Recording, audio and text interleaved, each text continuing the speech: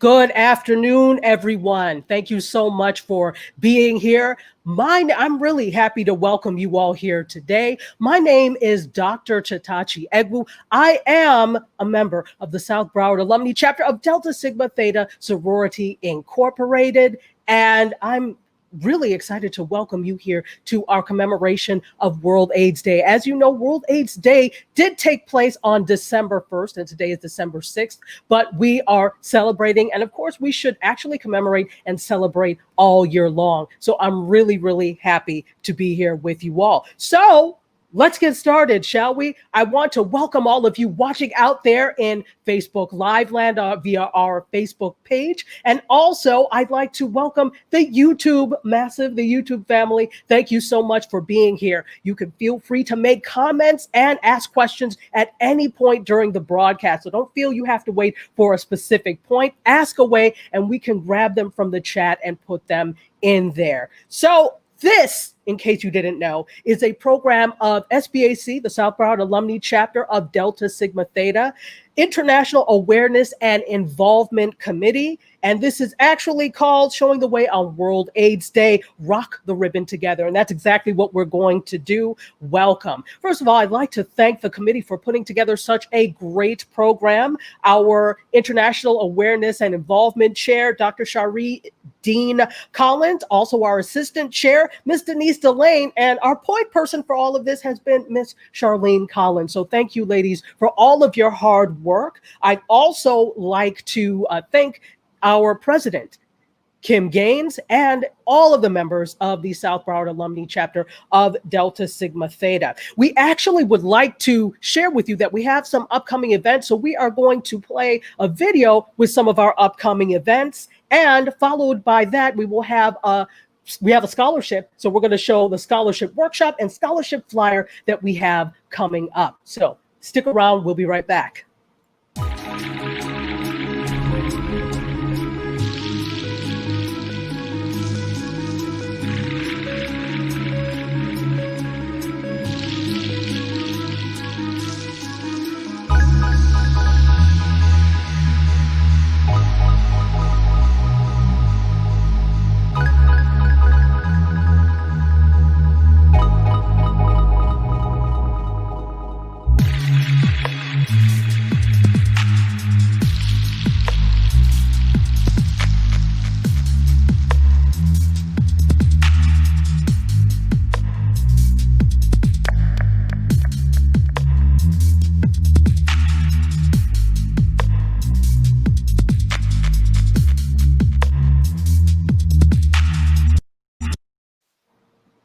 Wonderful. And if we could follow those up with the workshop flyer and also the scholarship flyer, please.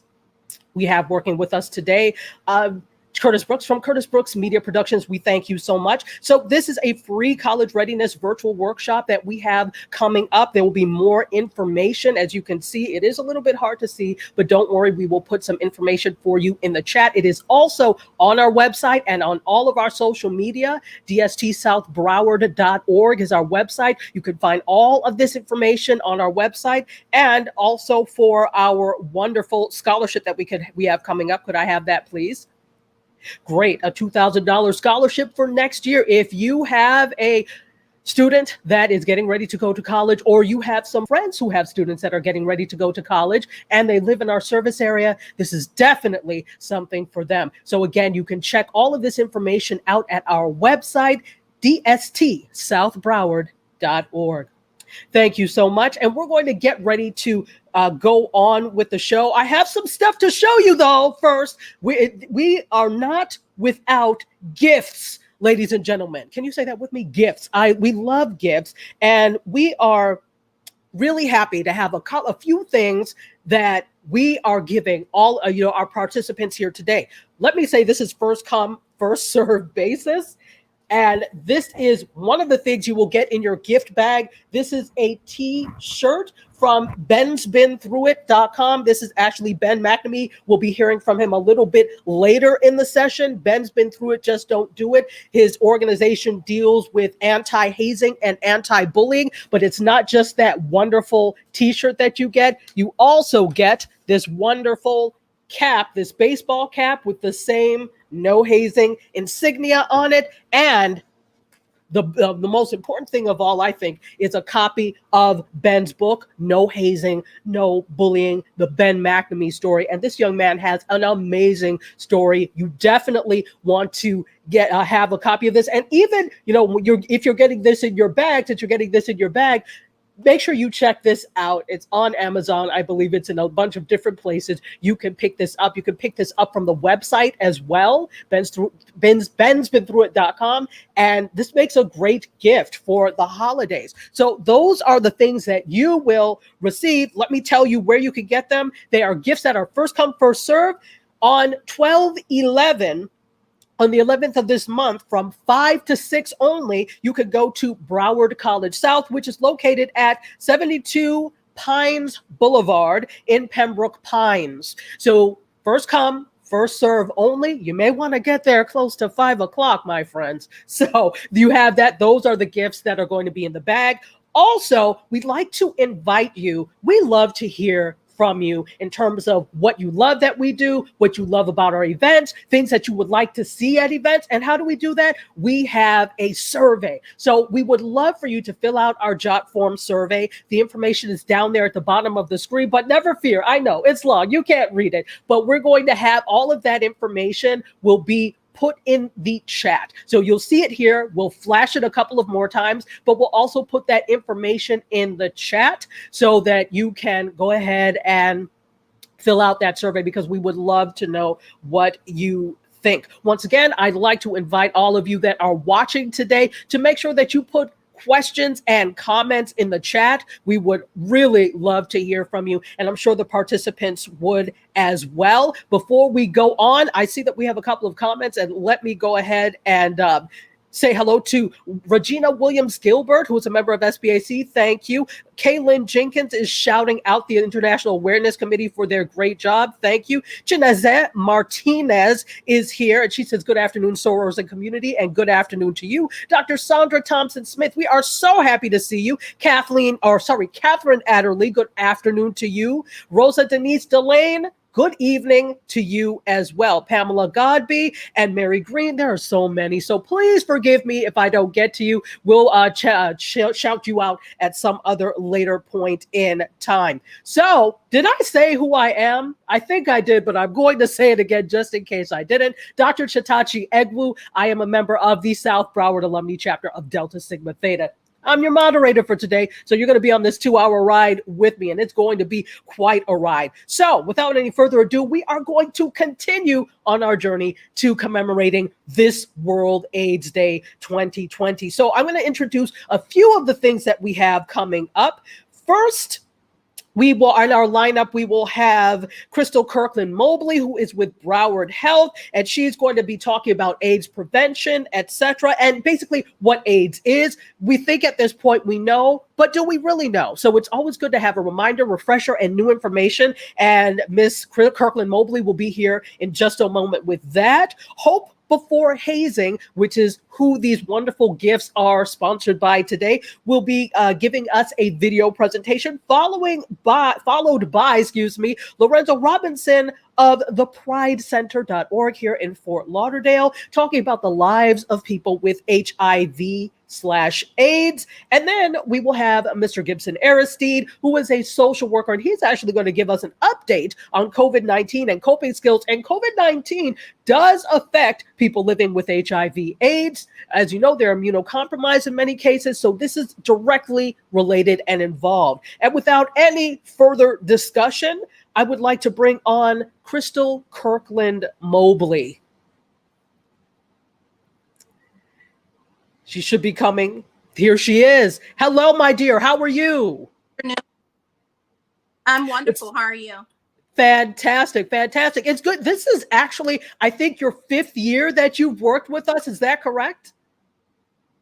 Yes, I think that's probably. I think look, time goes so quickly that I think it's the 5th year. So you've been working with us on this for quite some time. And I have to say thank you. SBAC thanks you for all the time that you and your coworkers put into preparing. And then every time we ask you, you say yes. You never say no. So thank you.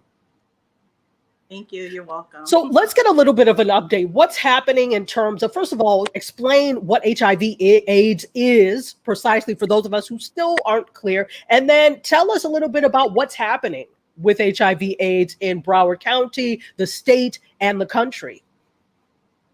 Exactly. First, I want to say good afternoon to everyone. I am Crystal Mobley. I am the HIV Prevention Program Manager for the Florida Department of Health in Broward County. Thank you so much to the South Broward Alumni Chapter of Delta Sigma Theta for allowing the Department of Health to participate in your Rock the Red Ribbon World AIDS Day event. As you mentioned, we've been doing this for a few years, and we thank you so much for always considering us. HIV infections in the United States continue to be a major public health crisis. An estimated 1.2 million Americans are living with HIV, and one out of eight do not know their HIV status. In 2019, there were 20,507 people living with HIV in Broward. Whether we are infected or unaffected, we are all impacted by HIV. Broward County has experienced among the highest rates of new HIV and AIDS cases in the United States. We are number 2 in the nation for new HIV infection rates, followed by our sister county, Miami-Dade, who is number 1. Disproportionately impacted groups include men who have sex with men and women of all color, race, and ethnicities. HIV.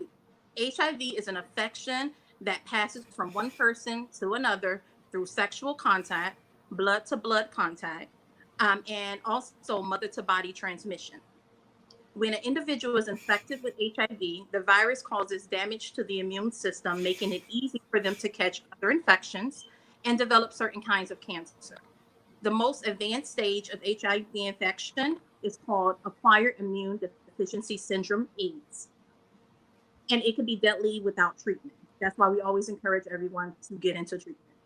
HIV infection cannot be cured, but now people infected with HIV can take medications and live a long, healthy life. As you said, HIV is preventable. Effective HIV prevention interventions have proven to reduce HIV transmission. People who get tested for HIV and learn that they are infected can make significant behavior changes to improve their health and reduce the risk of transmitting HIV to their partners and drug using partners as well.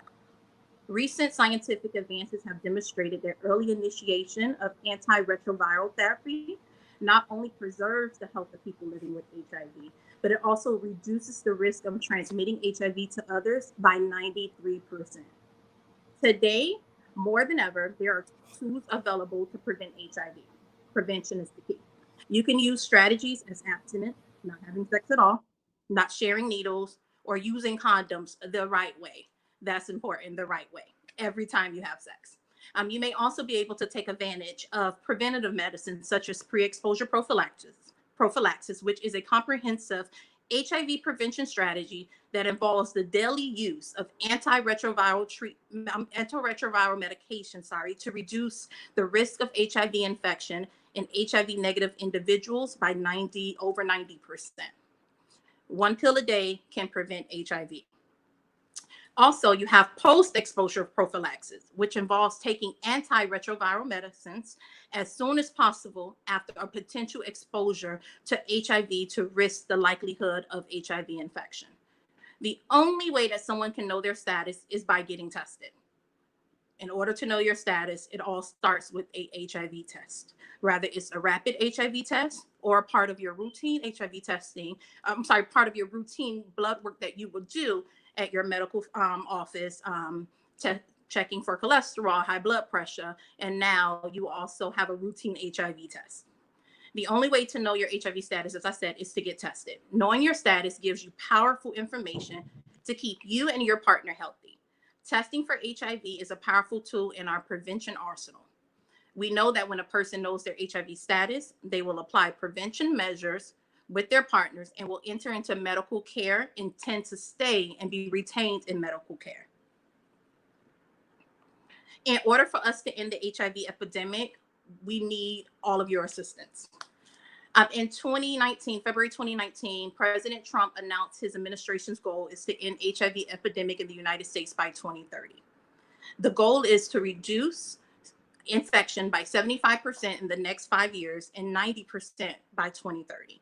The first phase of this initiative is focusing on the areas where HIV is burdened and in the highest area. Broward County is one of those areas. In order for us to work towards ending the HIV epidemic, this only happens when we get valuable resources to the right people at the right location. We must meet people where they are. We must continue to talk about HIV and reduce stigma that is at the forefront of this topic. We all need to be aware that when we live in South Florida, because we all are living in South Florida, we are at risk for HIV, and we need to know our status and take preventative actions to remain negative.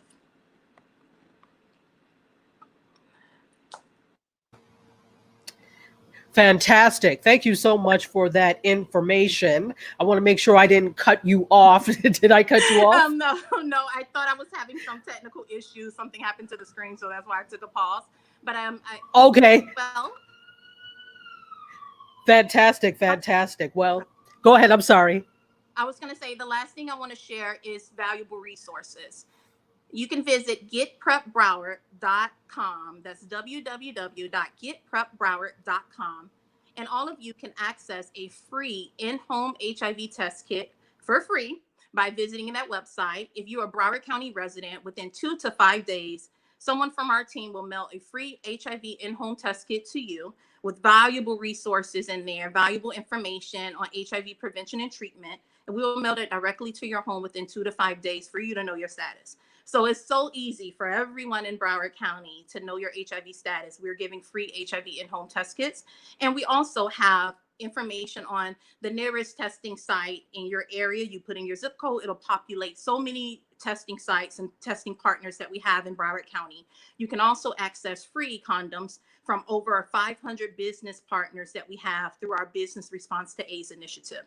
So the resources are there. You just need to access it. And if you need anything, you can find us on getprepbroward.com, and all of our contact information will be there. Wonderful. Thank you so much. So before we go, if you could have a side-by-side, Curtis, I'd like to find out if anyone in the audience has any specific questions for Crystal. Let me take a look and see. Thank you so much. Chinazem Martinez put the actual link in there, getprepbroward.com. Thank you so much. And Raquel Lopez says, what a wonderful event. Well, we're glad you're enjoying that. So let me ask you this before I let you go, because I can't let you go without asking you something. That doesn't work in my world. So, you know this by now. No, you don't. So I'm going to ask you something. I'm really interested to know, because the overwhelming amount of discourse and conversations around illness lately this year has been COVID-19. Have you seen a drop off in people in being interested in information on HIV/AIDS, or how has that affected people getting information on HIV/AIDS? So we have heard from our partners that while they're out now that we're in a different phase and our partners can get back out in the community, that oftentimes when they're there to talk about HIV, that, the community wants to talk about COVID-19. But the good thing is we constantly share information from the Department of Health with our contracted providers, sending them numerous emails out a week, sharing COVID-19 updates. And also our mayor also sends weekly and biweekly email notifications as well, updating the community on COVID-19 efforts. So because of that, our partners are taking that information out to the community, but still talking about HIV. HIV has not gone anywhere. We still need to communicate about it. We still need to reduce the stigma associated when it comes to HIV and still get the word out. So now, instead of just always talking about HIV prevention and treatment, we're talking about COVID-19 as well. So adding that to our toolkit, because that's what people are interested in. And we want them definitely to seek the necessary resources with COVID-19, but also continue to get the resources that we have out with HIV prevention and treatment. And the resources are definitely there. Yes. So I'm going to let you go. Thank you so much for answering that question. Ladies and gentlemen, that was Crystal Kirkland Mobley with Broward Health. And now we actually are going to, as I introduced before, but it's been a minute, we're going to go to a video from Ben McNamee, who is the founder and CEO of the Ben McNamee nonprofit, no hazing, no bullying. Ben's been through it, just don't do it. So stay tuned. We'll be back. Hello, hello, hello, everyone. How are you guys doing today? Give yourselves a round of applause, please. Good, good, good. Yes. So my name is Ben McNamee, founder, CEO of Ben McNamee Incorporated, 501c3 nonprofit corporation with the Ben's Been Through It, Just Don't Do It movement. First off, I have to thank Delta Sigma Theta Sorority Incorporated, South Broward Alumni Chapter for showing the way on World AIDS Day, and let's rock the ribbon together.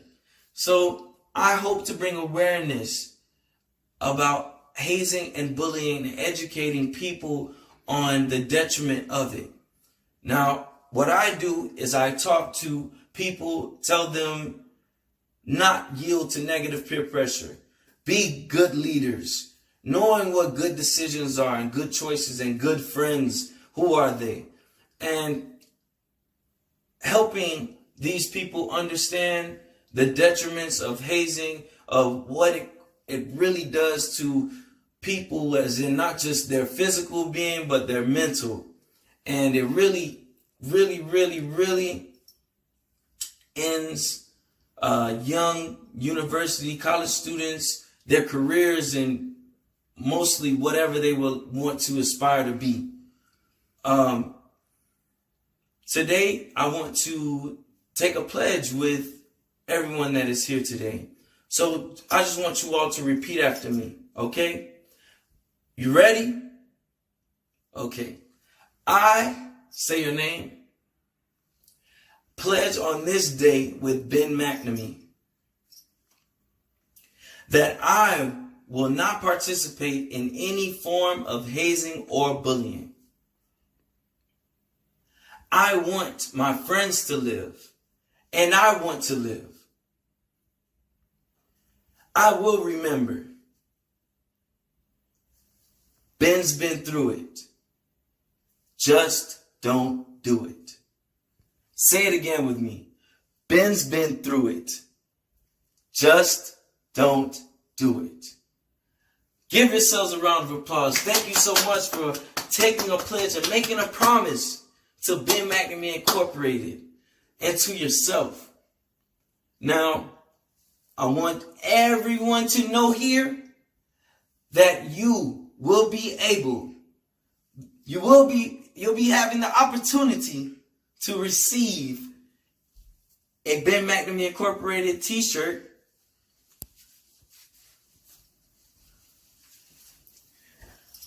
our official hat, right? As well as the Ben McNamee Incorporated, No Hazing, No Bullying, the Ben McNamee Story, our official book that was authored by myself. And this book, honestly, it has educational materials in it from elementary to university students, and we want to expand upon what we are doing with our kids. So I really suggest that you read, or if you have a young a child that's in elementary, middle school, high school, any grade level, they will be able to understand and read and work on the curriculum that's in the back of the book. So please remember that Ben's been through it. Just don't do it. Remember again, Ben's been through it. Just don't do it. And know that you all are the masters of your own fates and captains of your own souls. Remember that. Love you. Peace, love, happiness. Keep hope alive. Stay safe. Fantastic. Well, thank you so much to Ben McNamee, Ben McNamee's Incorporated. Ben's been through it. Just don't do it. No hazing, no bullying. Actually, no hazing, no bullying. Ben's been through it. Just don't do it. Again, Thank you so much for all the wonderful gifts. I'll show them again at some other point. What I'd like to do now is I kind of wanted to make a connection because someone that is connected to Ben McNamee is a member of our chapter, South Broward Alumni Chapter, and she also happens to be the chair of the International Awareness and Involvement Committee, Dr. Shari Dean Collins. She has some greetings for us, so if we could roll that video, we'll be back.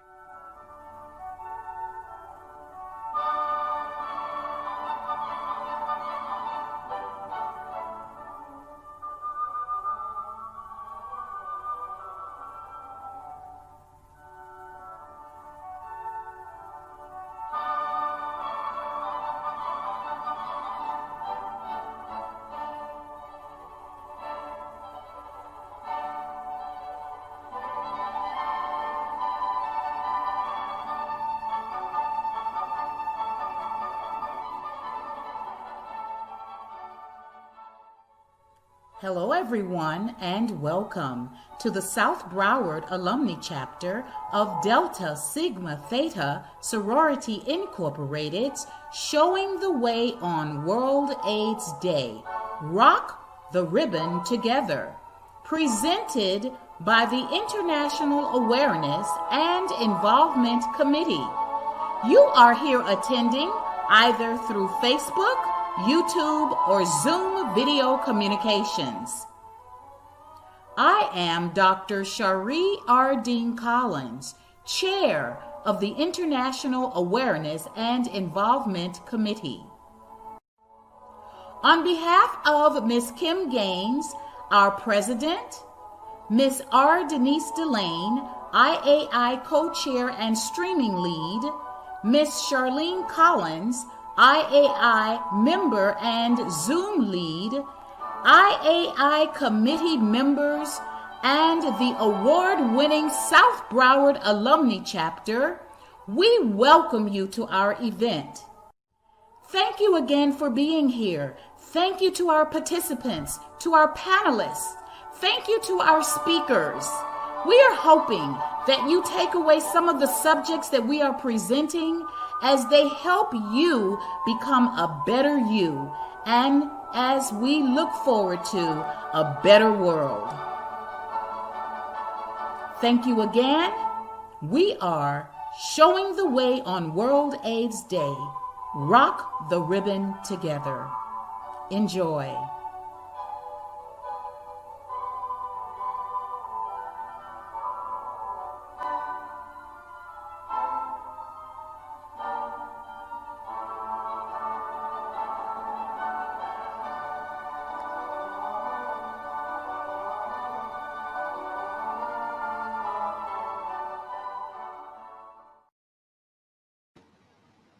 And once again, that was our chair of the International Awareness and Involvement Committee, Dr. Shari Dean Collins. Thank you so much. And what I'm not meaning to do is come back each time, but I feel like there is a significant amount of time that passes, and I'd like to give each presenter their just due. And with us next, I'm really excited that we have Lorenzo Robertson, who is from the Pride Center of Florida. He's actually going to be talking a little bit about commemorating lives of people living with HIV/AIDS. And I believe that he is here now. Lorenzo, are you with us?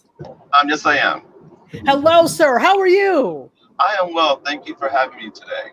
Oh, thank you for being here. We are really excited that you joined us. We reached out to all of you to heed the call, and here you are. So thank you for being here.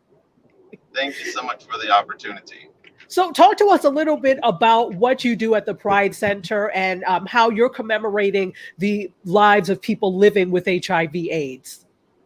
Well, at the Pride Center, I'm the Prevention Interventions Coordinator. I do programs for people who are living with HIV as well as men who are at risk for HIV, who are at high risk. I do those programs at the Pride Center. And what we're doing to commemorate is to really make sure that people are aware that HIV is still impacting our communities, as Crystal said earlier. We have to remember that the people that are, we start looking at the statistics and data that really is around HIV, it's really like each one of those numbers is a real person. Their moms, dads, sisters, brothers, uncles. They're people that actually struggled, strived, and lived and died from AIDS and AIDS complications. still have to make sure that we are doing that. And World AIDS is really to be a time to educate the community about HIV, making sure that people know their HIV status. And if they don't know their status, get an opportunity to go out and get tested for HIV. What some people do, they use World AIDS as their annual day to get tested for HIV to make sure that they are not living with HIV, because although it is a manageable chronic disease, it's still better not to live with HIV. So those are some of the things that we're doing currently to really commemorate HIV in terms of the day. And also, if you are listening with us, you have people, friends, family members that you have lost to the HIV struggle, please indicate their names in the chat so we can at least have acknowledgement of those people as well. Absolutely. Yes. Thank you. I'm glad you said that, because I do want to remind people that if you have people, as you said, living with HIV/AIDS, commemorate them, put their names in the chat if you feel comfortable doing so. So, Mr. Lorenzo, I would like to ask you a question or two, and let me invite the audience. If you have any questions for him, please do ask, and we will put it up on the screen. So I wanted to know where we are in terms of attitudes towards HIV/AIDS. Do people, as you said, it's a manageable chronic disease now, but are people giving it, quote, the respect it deserves? Like you said, it's still better not to contract it or live with it. So do you find that people are taking it less seriously now, or is the seriousness of this virus as strong as it ever was? I think one of the issues and concerns is that a lot of people, since we in the public health field, we're not doing as much advertisement. We're doing not as many commercials about HIV as we did before. A lot of people feel as though it's not as important and it's not actually impacting our community as it has been before. So a part of it is that we're not putting the information out into the community that HIV is still impacting our communities. I think for the people that work in the field and for those of us that are out there doing the outreach, doing work in the communities, doing prevention education programs, we're making sure that the community is aware that this is still a chronic disease and it's still impacting our communities daily, especially Black and brown people. It's really impacting our communities more so than other communities. I think that there is an understanding that HIV is still impacting our communities. I don't think people think that it is as dire as it was years before, but it's just as dire today as it was like 20 years ago. Absolutely. And thank you for putting that out there. It is critically important that we still remember this. And there's a question from you in the chat and some accolades for you in the chat. Raquel Lopez, I hope I'm saying your name right. Is it Raquel? I hope I'm saying it right. I apologize. Raquel. Okay. So Raquel. Raquel Lopez says, "Rocket with Lorenzo Robertson." Also, thank you for the work that you do, Lorenzo. Oh, thank you. And she does have a question. She says, how do we get more of our community tested? What do you think is the barrier? I think a part of the barrier is still the stigma that's still associated with HIV, especially in Black communities. We still have the unfortunate issue that we think that HIV is synonymous with being gay, or that you're very promiscuous. And we realize that those are not the only reasons as to why a person may contract HIV.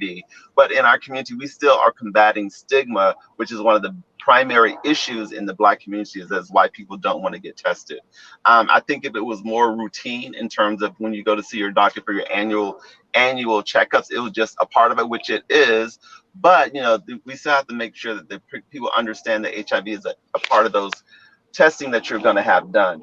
But for people to go in and ask the question to say, I want to come in and get the HIV test, we still have that stigma that's associated with that. Because if you're telling people, oh, I'm going to get an HIV test, they're starting to look at you with suspect, because they're like, why do you need an HIV test? What are you doing? Why are you doing these particular tests? Right. We have to recognize that it's just really for our sexual health, to take care of ourselves, make sure that we are not living with HIV. It has nothing to do with what we are or are not doing. It's just really about being preventative in terms of making sure that we're taking care of ourselves from a health perspective. Wow. So that stigma is still there, despite all the years of education and things that, like, for example, you all at the Pride Center and many other organizations, the Broward Health is doing, or Broward County Health Department. Despite all of that, there's still that stigma. Yeah, I mean, and we do a lot we do many educational programs throughout the year. We do outreach in the community to make sure that they understand what HIV is and how you can contract it. We're doing as much possible in terms of doing the education, but we still have that stigma, that barrier about HIV, and its close association with being gay. And that's one of the primary issues as to why we have such issues in the Black community. I mean, we still have the issue that people feel as though that some men are on the down low or whatever, and that they're taking HIV to our Black women. So those are some of the stigmas of the issues that we're still combating. 30 years later, we in the Black community still have the same issues that we were having 30 years ago when it comes to HIV. Wow, incredible, incredible. Well, hopefully that starts to change and shift soon. We have two more, a comment and a question. GL Class says, as an independent insurance agent, I insure lives, including those living with HIV. Really quickly, do you see problems still with people living with HIV getting insurance, or have you heard about issues with that? A lot of companies now have moved in the direction that they are insuring people. There are still those organizations or those companies that don't want to insure people, but overall, it's become much better now than it was like years ago. Fantastic. And then finally, Chinazet Martinez asks, Lorenzo, how do we help those infected with HIV/AIDS to be able to afford their prescriptions? Well, basically, we have programs. We have ADAP. We have the Ryan White programs. Those are programs that are specifically designed for people who are at a certain income level. And even if you are over those levels, there's still programs that are available to assist people with that. But basically, if you can help them to get in contact with some of the organizations in our community that deal with Ryan White, that deal with the ADAP program, which is the drug assistance program.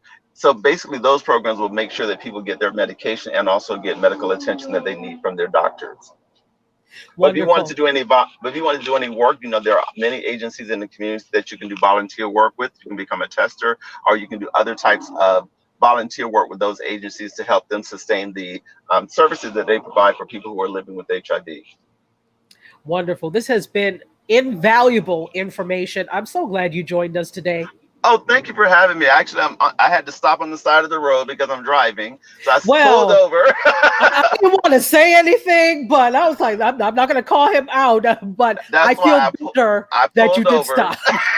I pulled over and stopped so I could actually have a conversation. I can really talk and not be distracted. So I pulled over. But thank you so much for having me. The Delta Sigma Theta South Florida chapter of the Delta Sigma Theta. I appreciate the opportunity. Rock the ribbon and make sure that we continue to do work in the HIV field to make sure that more and more people know about it, make sure people get tested for HIV. And if you do know people that are living with it, just all you have to do is encourage them and find out what is it that you can do to encourage and assist them. Don't make assumptions about what you should do. Ask the person as to what can I do to help you. Wonderful. Lorenzo, before you go, where can they find out more information about the Pride Center?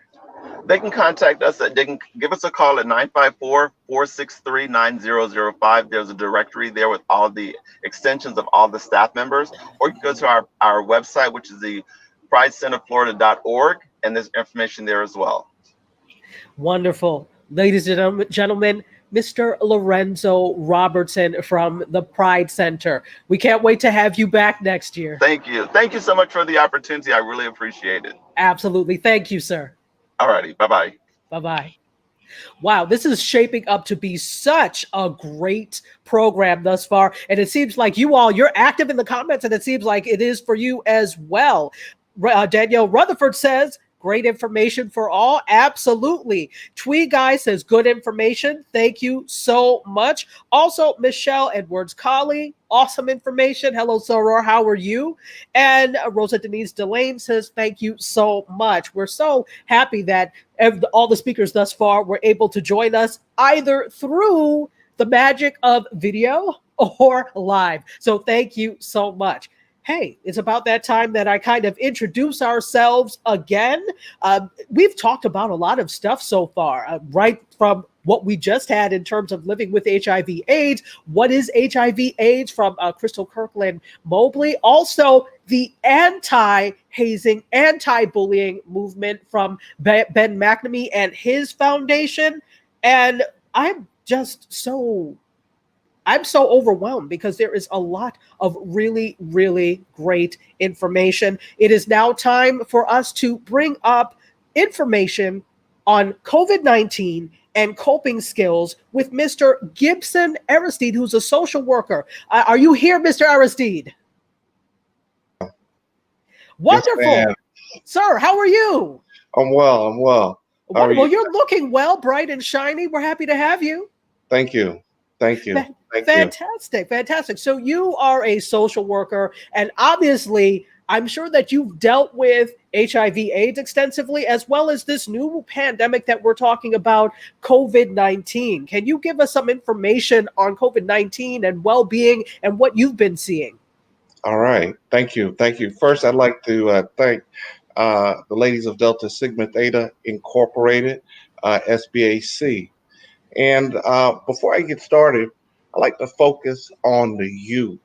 And let's be a little interactive here. I'd like everybody to put some words about our youth and how they're coping with COVID-19. What are some of the things that they're seeing with their children, with their teenagers, and how they're dealing with COVID-19? And if we could at this time, Doctor, if you would let people just go ahead and put in some comments about our youth and how they're coping with COVID-19.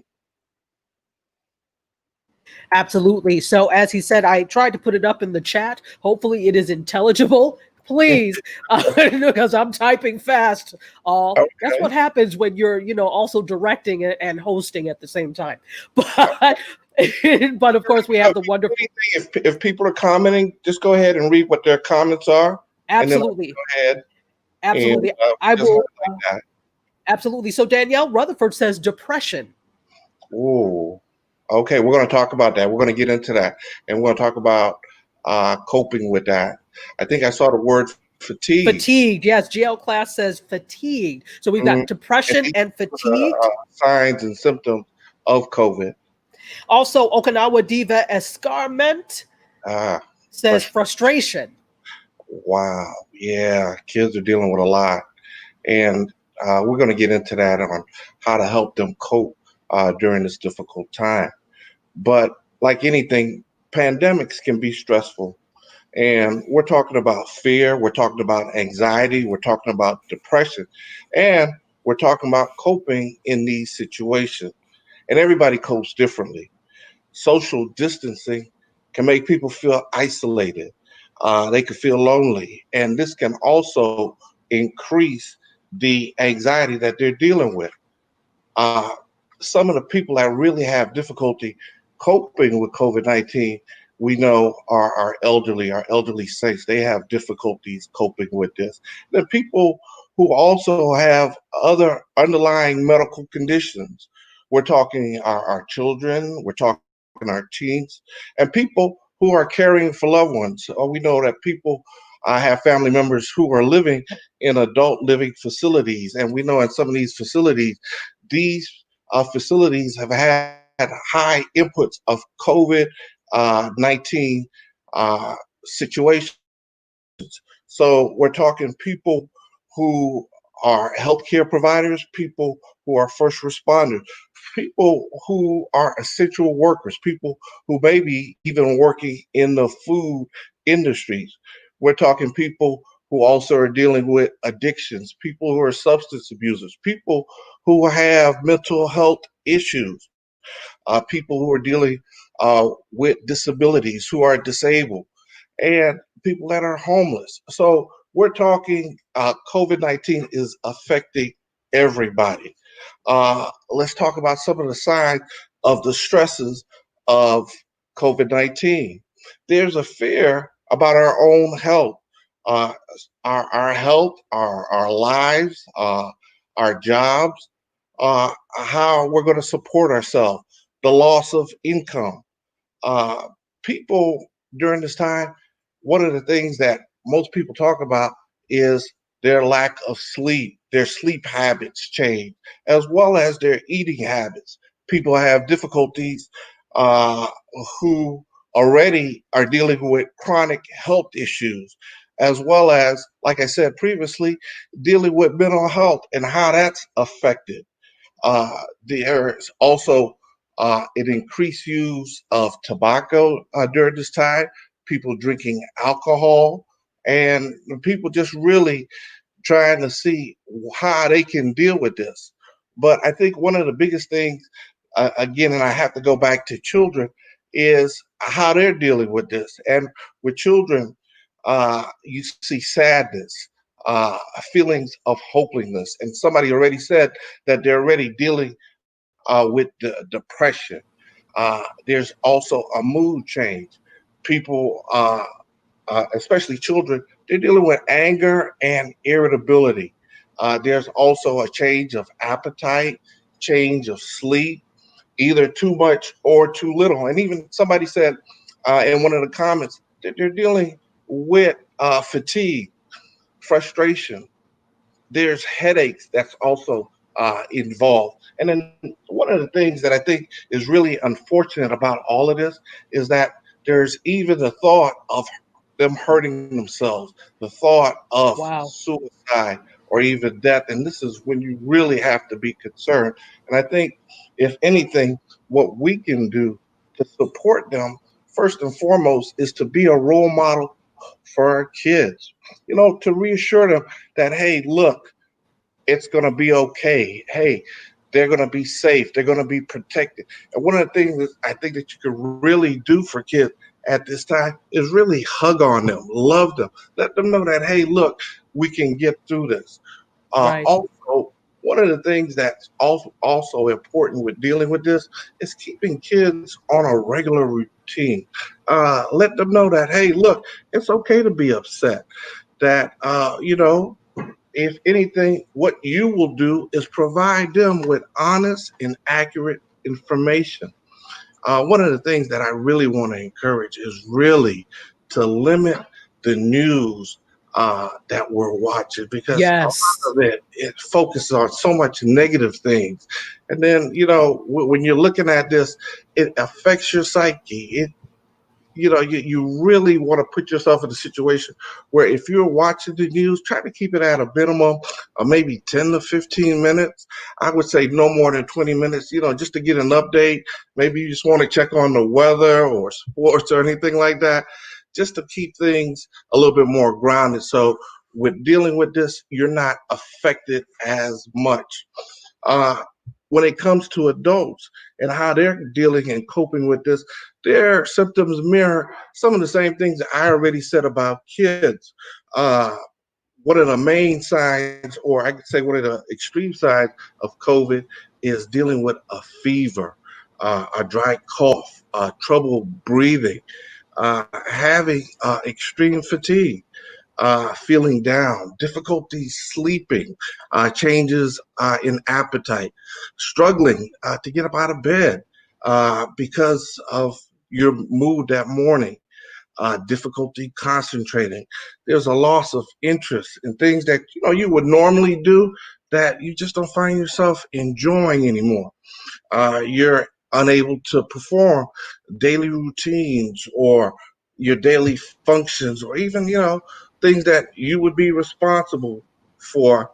And I think also people who really have difficulties or having a problem trying to overcome this illness is that you also see somebody who may have the thoughts of hurting themselves, or they may have contemplations of suicide, or even thoughts of killing themselves. And this is where you really want to be proactive and ask that person, hey, look, you really should see a medical professional, see your doctor, let them know what's going on, see how they can help you in this instance.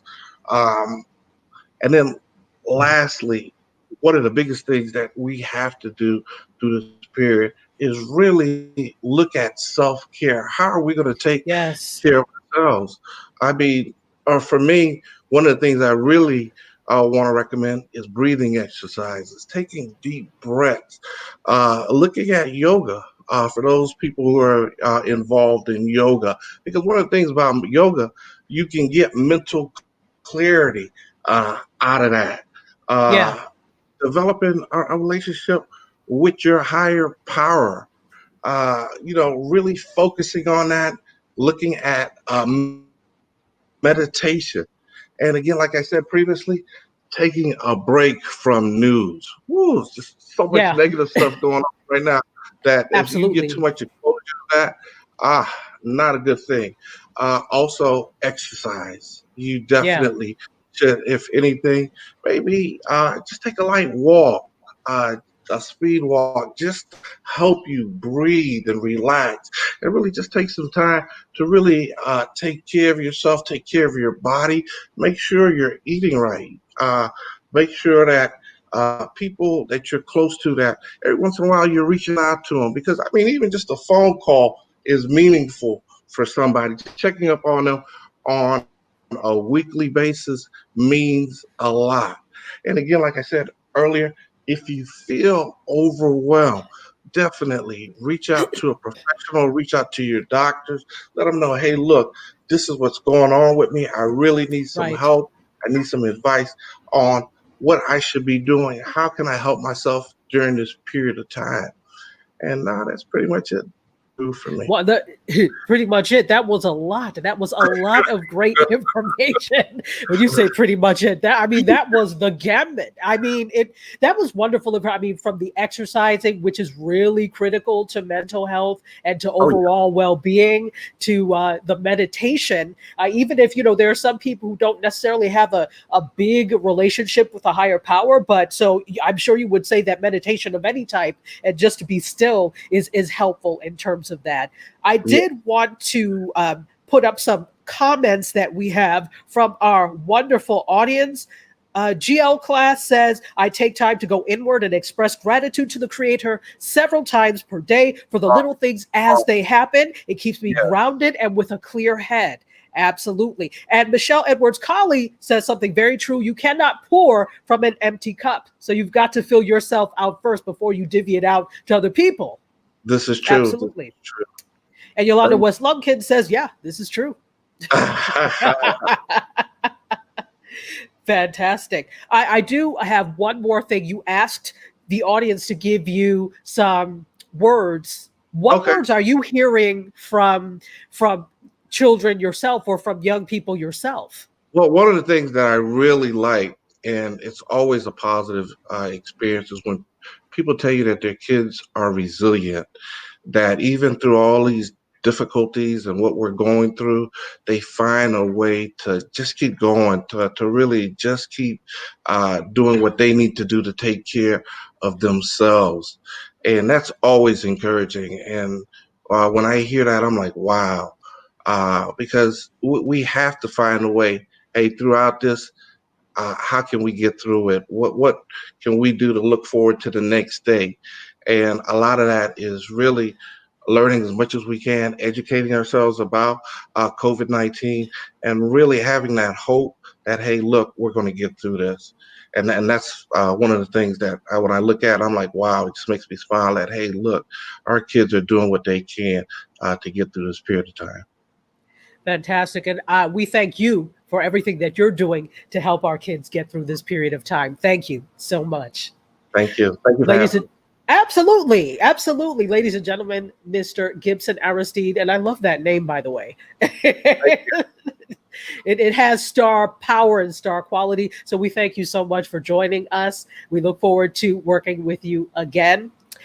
Ladies and gentlemen, it is time for us to say where we are again. You are watching it. If you've just joined, there's no such thing as too late. We're about to get into the second hour of all our wonderfulness that we call our commemoration of World AIDS Day. If you don't know who I am, hopefully you care, but I'm going to tell you anyway, even if you don't. My name is Dr. Chitachi Egwu. I am a member of the South Broward Alumni Chapter of Delta Sigma Theta Sorority Incorporated, and you are joining us for our commemoration of World AIDS Day. This is called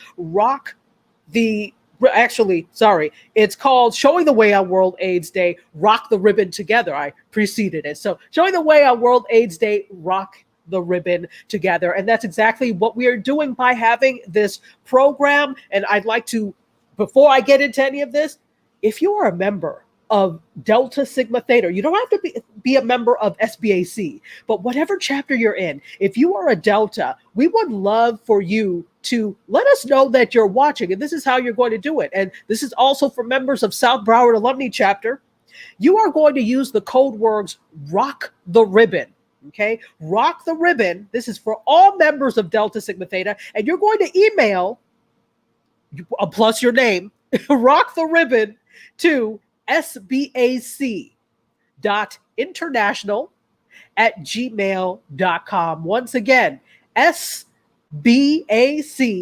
for South Broward Alumni Chapter .international@gmail.com. So we would like for all Deltas, no matter what chapter you're a part of, to email that code word to let us know that you were watching today, because we definitely are happy that you are here. We're happy for everybody. Let me give a shout out to everybody in Facebook Live land. If you're watching via Facebook Live, fantastic. Also, for those of you that are watching on YouTube, the YouTube Massive, what's going on? Thank you so much for being here. We also have an event going on simultaneously. We are also doing Zoom. They're not seeing this. It's two separate events. Who else does two events at a time simultaneously? International awareness and involvement. My hat goes off to you. So proverbially taking off my hat. So thank you so much for doing that and for being here. Let me give you a few announcements. Okay, it's time to show our wonderful gifts.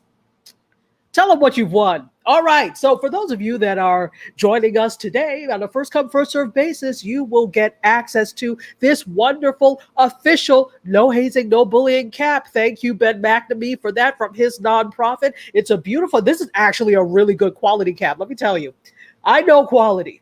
I have a line of t-shirts and stuff myself. This stuff is good quality stuff. So nice and thick. You can bend up the brim if you like, or leave it flat. You also have access to this fantastical, that's right, I said fantastical, not a word, but I made it one. This t-shirt right here, the No Hazing, No Bullying. Ben's been through it, just don't do it. And the words are on the back of this. You have access to this t-shirt as well. So you can match and look stylish at the same time. But the most important part of our gifts is the book by Ben McNamee.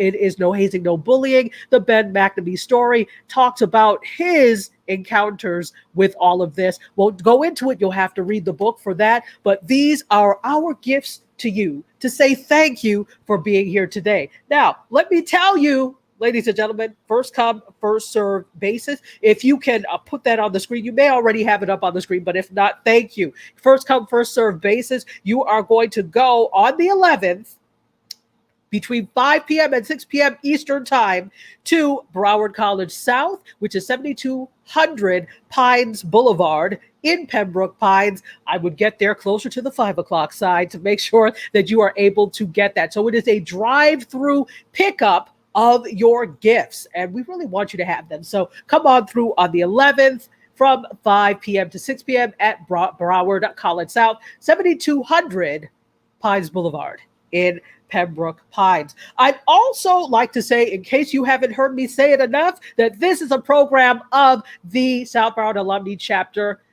of Delta Sigma Theta Sorority Incorporated, our International Awareness and Involvement Committee. And we've got some wonderful, wonderful people who are showing the way on World AIDS Day in charge of this program. We have our chair, Dr. Shari Dean Collins, also our assistant chair, Miss Denise Delane. She has such a musical name. You have to say it again. Miss Denise Delane, and also our point person, Miss Charlene Collins. Thank you to all three of you, plus the entire International Awareness and Involvement Committee, plus the entire chapter and our wonderful president, Kim Gaines.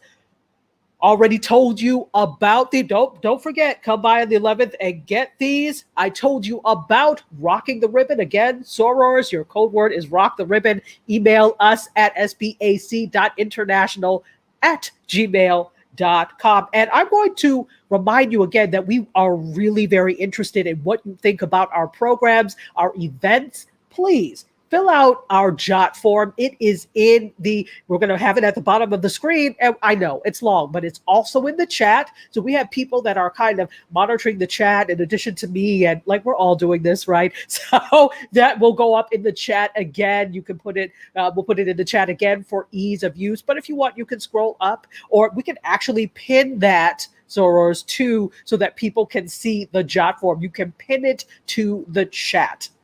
And Facebook, definitely. But we'll put it up again for the benefit of YouTube. So please fill out that survey. And now we're going to get to the second part of our program. We have with us Mr. Andrew Ruffner, but before we bring him on, and he's with the World AIDS Museum here in Fort Lauderdale. But before we bring him on, we have a couple of videos that we are going to show about young adults that are living with HIV/AIDS. If you could, Curtis, please, let's have the first video.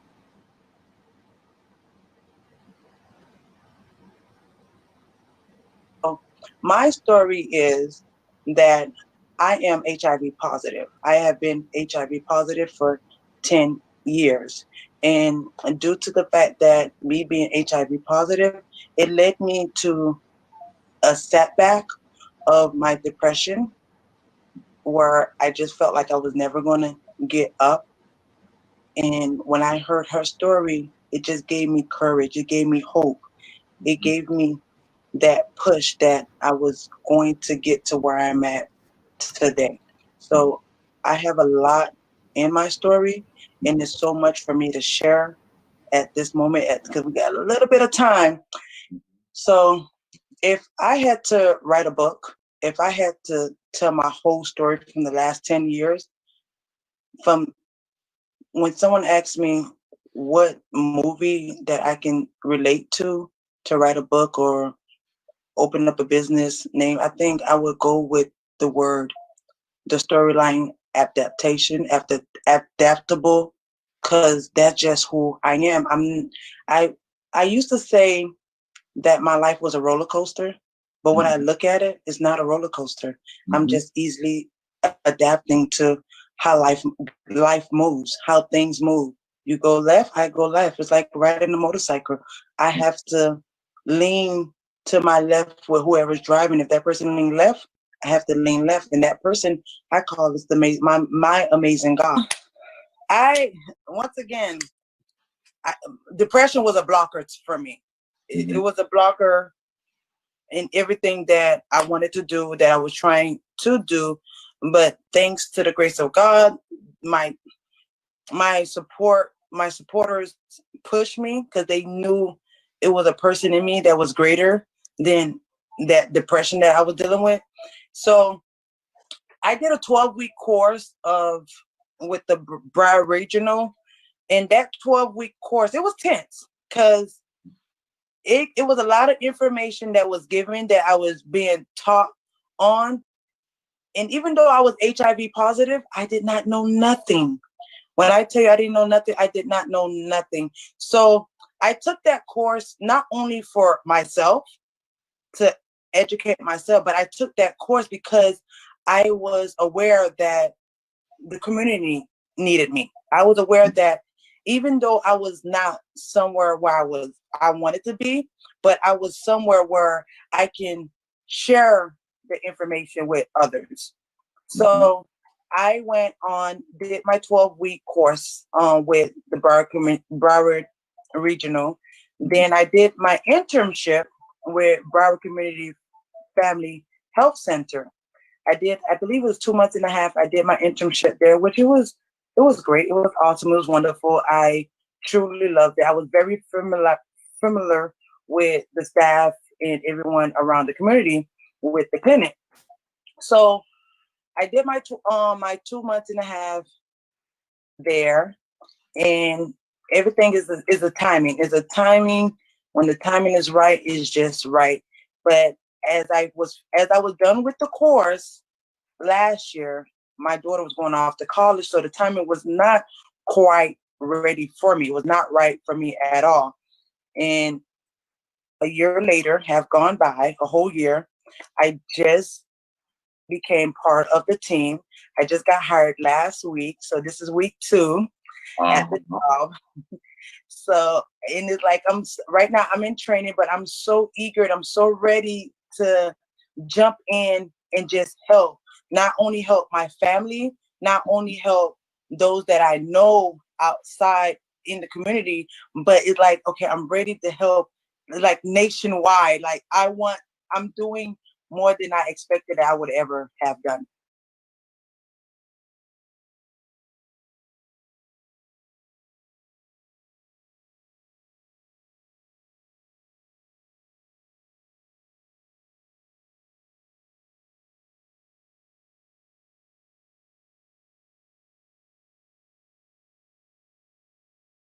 Sorry, I was muted, guys. So let me start that again. Thank you so much for playing that. I believe we have another. I was trying not to make noise. That's why I muted myself. I believe we have another part to this video, but we definitely wanted to bring on the person responsible for all of this. Andrew Ruffner is here. Andrew, come on to the stage, please. Hello. Hey there. How are you? Hey. I am good. I'm good. I've got the light shining off my glasses. I'm going to take them off. That's okay. As long as you can see, you look wonderful either way. How are you today? I'm doing terrific. How are you? Oh, I'm fantastic. So I see that you're in a particular place, and that has to do with who you are. So tell us a little bit about who you are, where you are.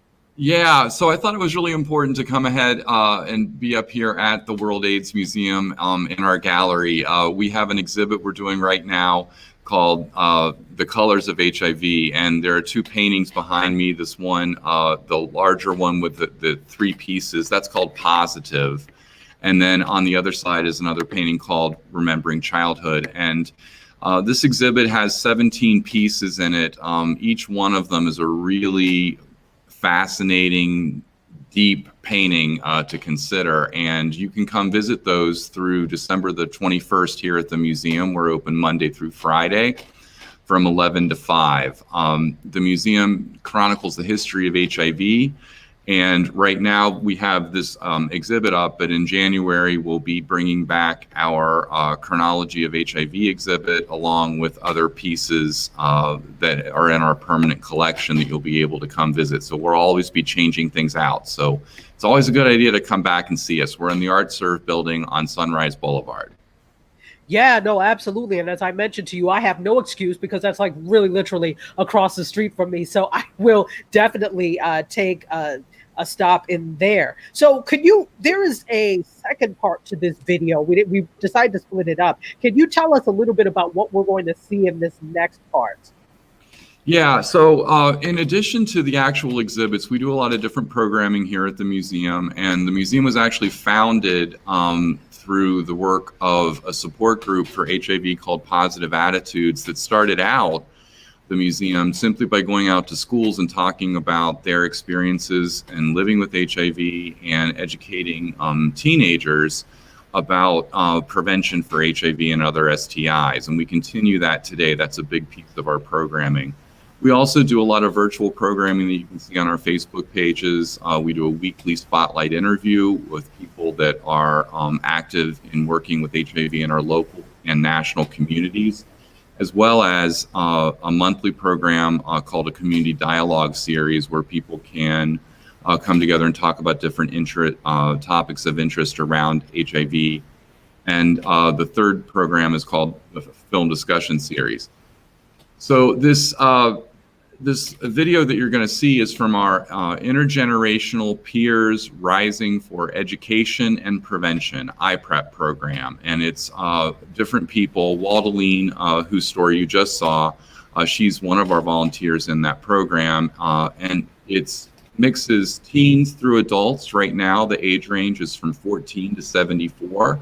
And they go out and represent the museum and do prevention work out in the community. So this next video is people talking about how do you do this, about mixing adults and teens together to talk about sexual health. So a lot of good info in it. Yeah. Absolutely. Absolutely. Okay. So we're going to bring you back, Andrew, as soon as this is finished to kind of address any questions that the audience may have. But let's get to it, to the second part of our video. Video 2, please. Having conversations about sex with anyone can sometimes be uncomfortable, let alone an adult trying to engage youth about talking sex. Again, as a parent, I don't think neither of my my children would say they relished having conversations about sex, being relevant, with updates. I remember sitting at one of the tables at lunch, and a couple of these teenage girls were coming. I heard them talking, and they were saying sayings, and I was like, well, what does that mean? Because understanding the vernacular, we've also I've learned about TV shows or movies, things to stay relevant and current. For me, it's not that weird. Like, it's pretty cool. Because you got to, like Cher said, you get to hear those stories and stuff from a different perspective, and they're more wise and stuff like that. So in that sense, it's cool. Sometimes it's a little bit awkward, but because I just want to be with my friends sometimes, and then we get put into groups. I have to be with the adults.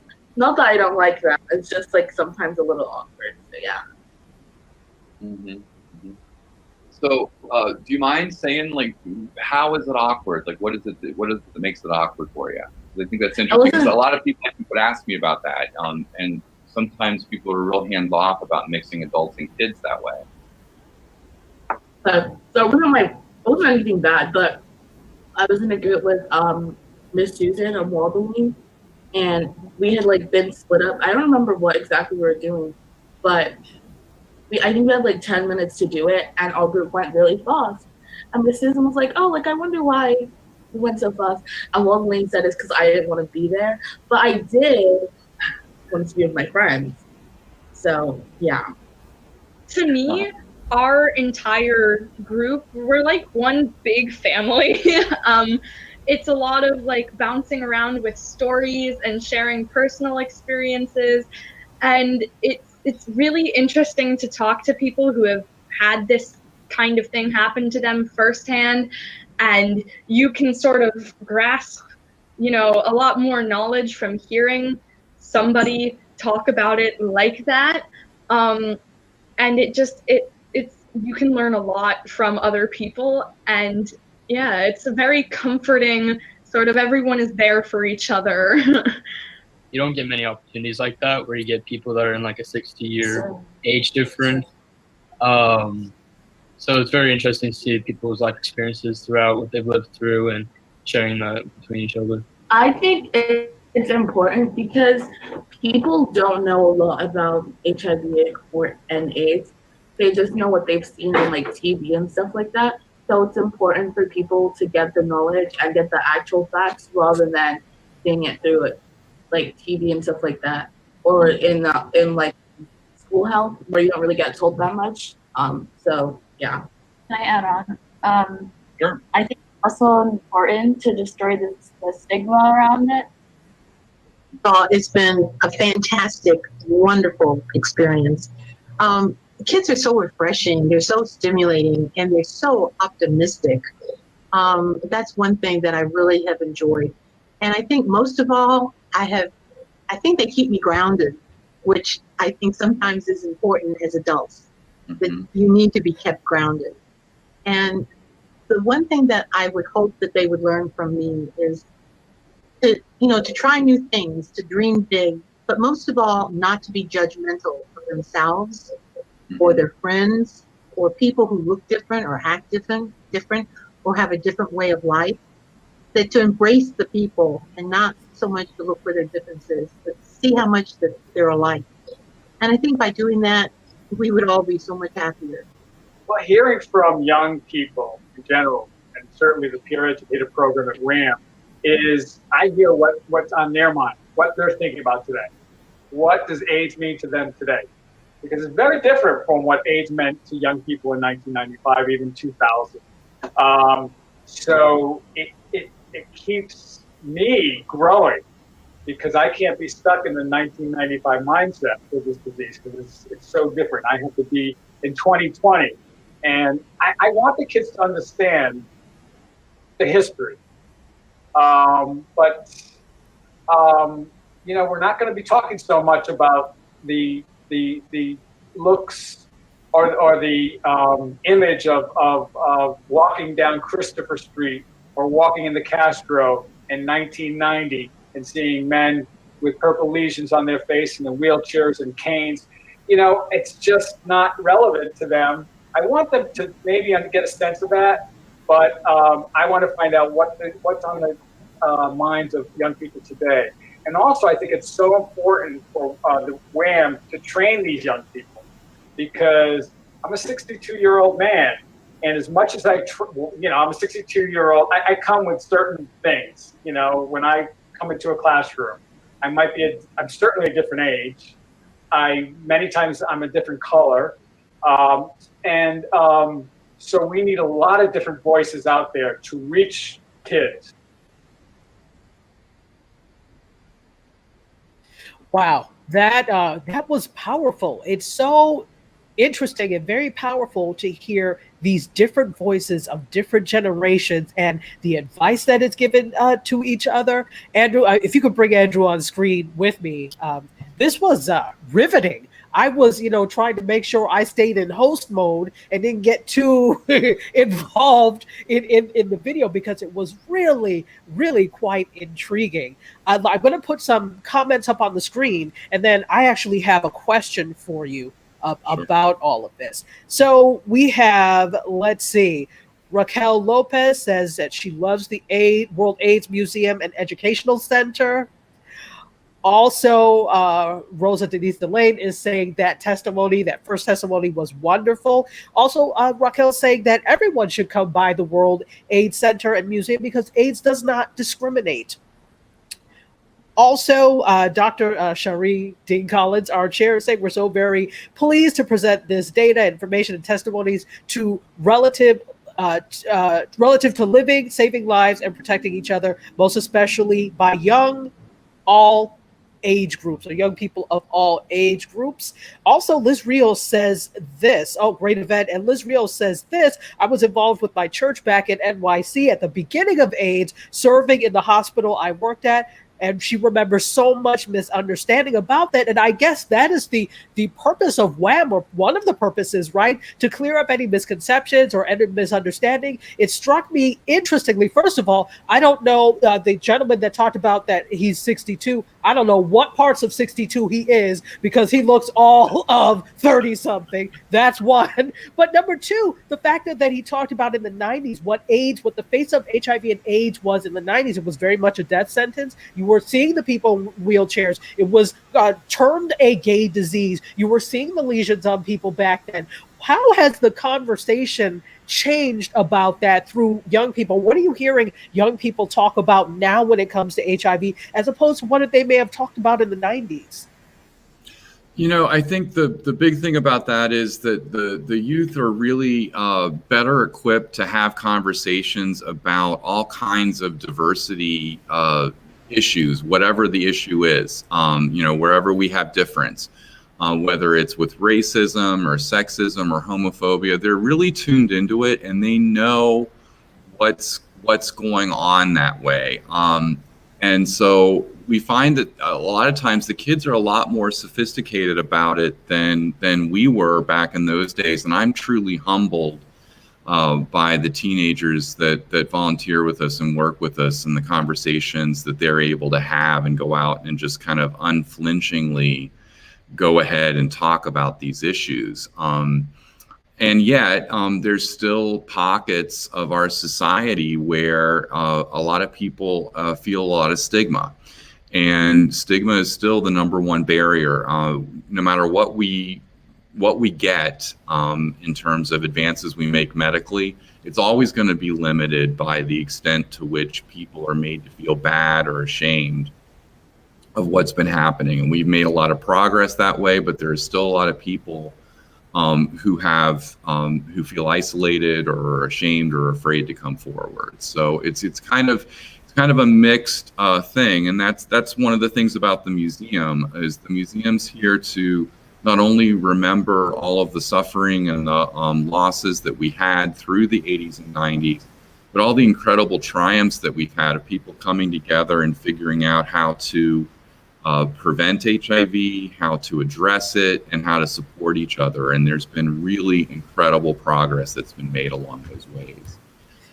So every World AIDS Day, we get a little bit better about that, and we make more connections. But we still got to fight. Absolutely. And we are so thankful for all the efforts that you and your group and the World AIDS Museum are making toward having that happen. Thank you so much. This was wonderful. And it was great to see you here. Great to see you again. Yeah, well, and thank you so much, the South Broward Alumni Chapter. I did this program last year in person, and it was an amazing program. So many people came to it. I met so many great agencies that I didn't know at that point. And this year, you're pulling this off. This is every bit as engaging and informative as last year's event. So congratulations on that. Oh, thank you so much. Thank you so much. But this is something that we have been digital deltas or digital divas for quite some time. So this is just normal state of affairs for us. So, but thank you so much for the kind words. And we can't wait to see what's next for the World AIDS Museum. Thank you. Thank you. All right, ladies and gentlemen, we are going to continue on because we have another speaker with us today to talk about healthcare support and services and testing sites. We have Shakira Scott from the Ryan White program. Shakira is here, I believe. Are you here? I am. Hi, good afternoon. How are you guys? Fantastic. Good afternoon. How are you? I'm doing wonderful. Look all framed up nicely with the background. Excuse me. I'm trying to make sure I was right, See, thank you. We appreciate that. Thank you so much. But, without any further ado, let's talk about what you are here to do, what you're here to talk about. Talk to us a little bit about what Ryan White was. We actually heard this, Lorenzo mentioned this earlier, but some of us may not be familiar with exactly what the organization does. So can you talk to us about that? So we actually are Broward County, and we have the Ryan White Part A for Broward County. We get a federal fund from HRSA, the Health and Human Resources Services Association. So we get that funding. We get approximately $16 million to service persons living with HIV and AIDS in the county. Wow.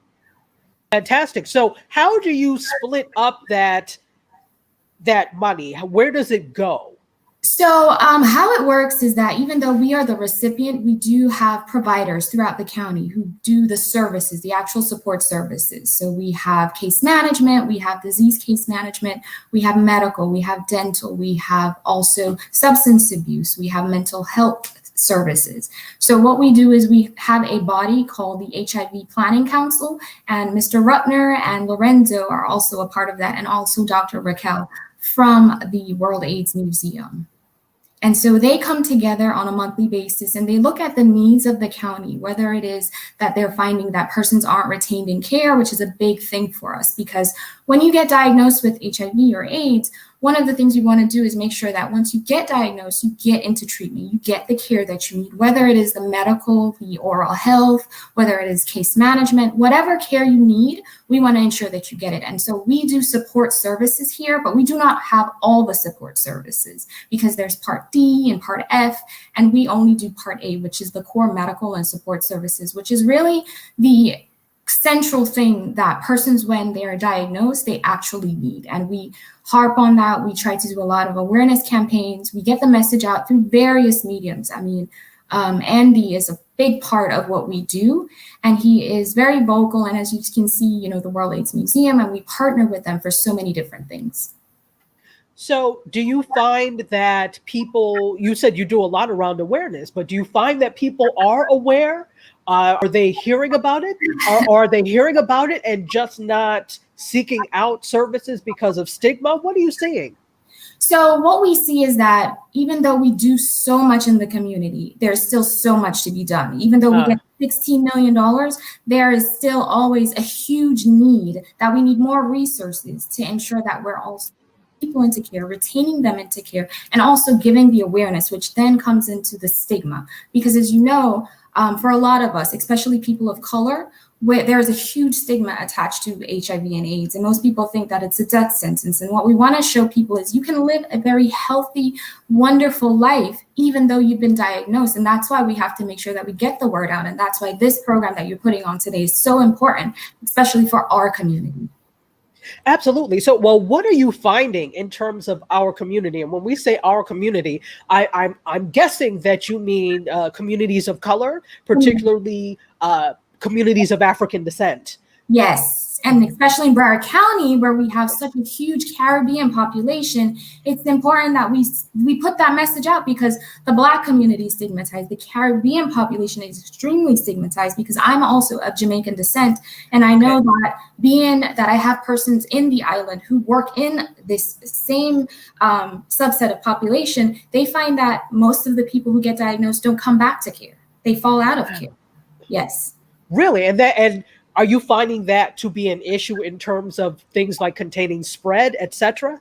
So yes, in terms of infection, we find that persons who do not get into care, you have the ability to then spread the disease. However, we know that once you are in care, once you are on your ARVs, you are able to not pass the virus on.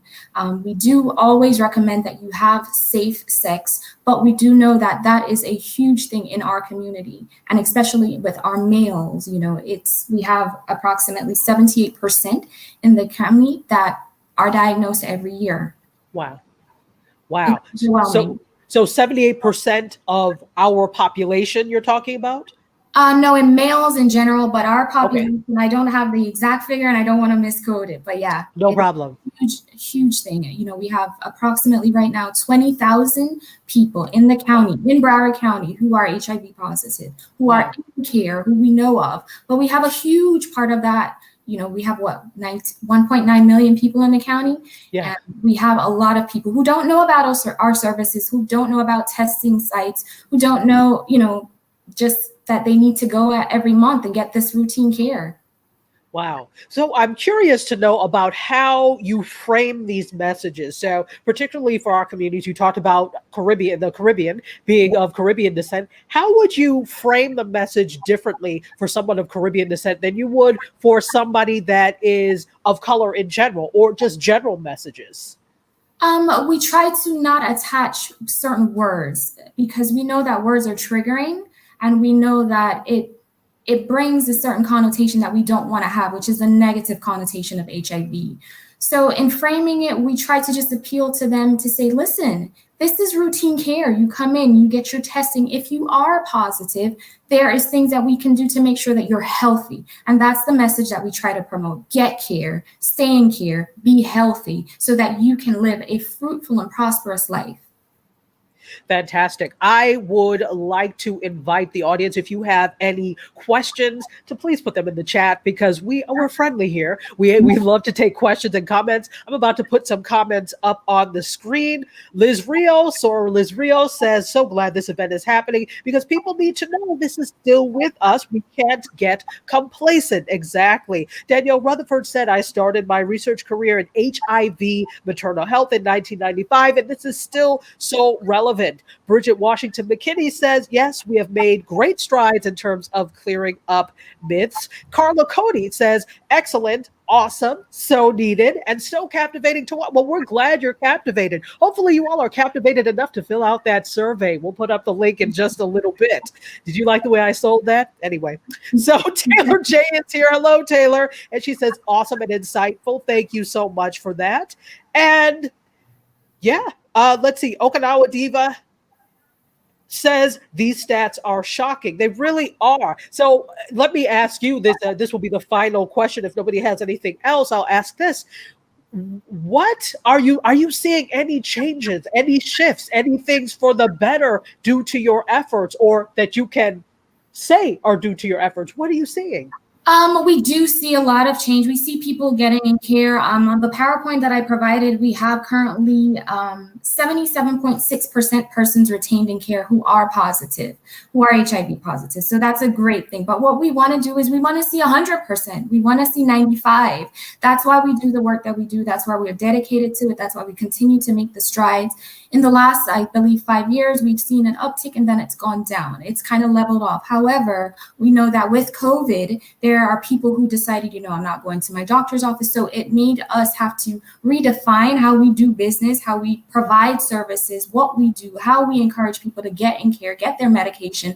And we have a great relationship with the Department of Health, who does do the medication, and we do have that service as well with North Broward Hospital, who does provide medication through us. Wonderful. Was there anything, I know that you had provided a PowerPoint, was there anything there that you wanted us to, because we can put that on the screen, was there anything you wanted to pull out specifically? I'm just making sure just that we have all these different services. You know, we have medication assistance, we have health insurance benefits, we have case management, which is a huge deal right now because with persons not working, not able to provide to sustain themselves, we have these services available and we want everyone to take advantage of it. We have over 11 providers. We have a new program called Ending the Epidemic, which is coming from the federal government, which they're trying to get to zero within the next 20 years. We have a lot of services and we want people to know that we are here, we do care, and call us up, you know, check out our Facebook, check out our, not our Instagram, because the county hasn't allowed us to get an Instagram yet, what we're hoping. Oh. Check out those things. We have our planning council that is done through the Broward Regional Health Planning Council. They are the consultants for that. And they are, you know, wonderful. They get you involved. They get you involved in the committees. And we want consumers to be involved in the care and how we decide what it is that we do when it comes to their care. Fantastic. So if people wanted more information about Ryan White Part A, how could they get information? We have a website. It's called Ryan White Part A. We have, like I said, Twitter and Facebook. Go ahead and log on, send us a message, you know, write something on our page, call us up. You know, I can provide you in the chat with our phone number. I believe you guys already have that, my email address. Anything you need from us, you definitely just give us a call. We are here to serve the community. I mean, that is overall what Broward County does, and especially our Broward County Ryan White Part A. Thank you so very, very much. If you could bring us together, Curtis, because I just have to once again commend you on your background. I'm so sorry to bring it up, but that background, yes. Thank you. I appreciate that. It took some work. And I'm wearing a pin. I'm trying to find it. I'm wearing a pin that was from an island as well. This is made by women who are living with the disease. Wow. And they sell it. I'm going to get the information for you because I don't want to make please. The island. It was gifted to me by a friend, and so I often wear it when I'm doing presentations. One thing I want to commend you guys on is this event. I mean, it's a Sunday afternoon, and I know a lot of people are thinking, oh my God, but this is a great resource. And for our community, it's especially important that we put this information out. We get people to take care of themselves, not just for HIV and AIDS, but overall, you know, we have to promote the message of health. Health and wellness is very important in our community. A lot of males don't go to the doctor. You know, they think that if their female companion goes to the doctor and they're clear, then that means that they're healthy. However, we need to start taking better care of our health, especially now given COVID. Absolutely. So before we go, Melvin Wright says, we are in this fight together to end HIV AIDS. Definitely. Chinazet Martinez says, is there a target age population or is it open to all? And when it comes to the committees, right now we're trying to get persons between the ages of 18 to 32.